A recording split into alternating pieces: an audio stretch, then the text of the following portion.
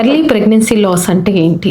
Early pregnancy loss అంటే pregnancy వచ్చిన తర్వాత అబార్షన్స్ అయిపోతే అంటే first month, second month, third మంత్‌లో గాని అబార్షన్ అయితే దాన్ని ఎర్లీ ప్రెగ్నెన్సీ లాస్ అంటారు.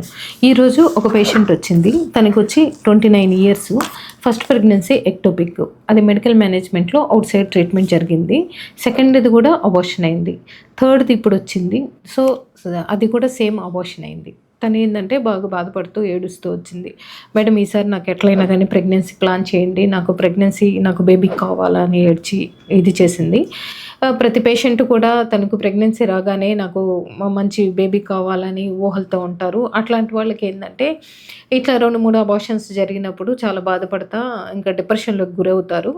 సో, అట్లా జరగకుండా ఉండాలి అంటే మనం ఏం చేయాలంటే ఆ పేషెంట్ వచ్చిన తర్వాత దాన్ని ముందు కౌన్సెలింగ్ చేయాలి తనని. చేసి ఫస్టు ప్రెగ్నెన్సీ లాస్ ఎందువల్ల వచ్చింది? కొంతమందికేందంటే హస్బెండు జీన్‌లో ప్రాబ్లమ్ వల్ల జరగొచ్చు. ఇంకోటొచ్చి మెటర్నల్ మదర్‌లో ఏమైనా ఇన్ఫెక్షన్స్ ఉంటే జరగొచ్చు. లేదంటే ఫోలిక్ యాసిడ్ డెఫిషియన్సీ వల్ల జరగొచ్చు. లేదంటే యూట్రిన్ అబ్నార్మాలిటీ వల్ల కూడా జరగొచ్చు.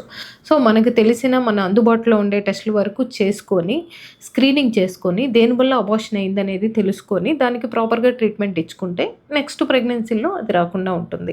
సో, ఆ అమ్మాయికి ఈరోజు కొన్ని టెస్ట్‌లు చేసి నేను ఇప్పుడు ప్రస్తుతానికి అబార్షన్‌కి ఇచ్చేసి నెక్స్ట్ సైకిల్‌కి టెస్ట్‌లన్నీ ప్రాపర్‌గా చేసి, ప్రాపర్ ట్రీట్మెంట్ ఇచ్చి, నీకు నెక్స్ట్ ప్రెగ్నెన్సీ ఈ ఇయర్‌లోనే వచ్చేటట్టు చేస్తానమ్మా అని కౌన్సెలింగ్ చేసి పంపించాను.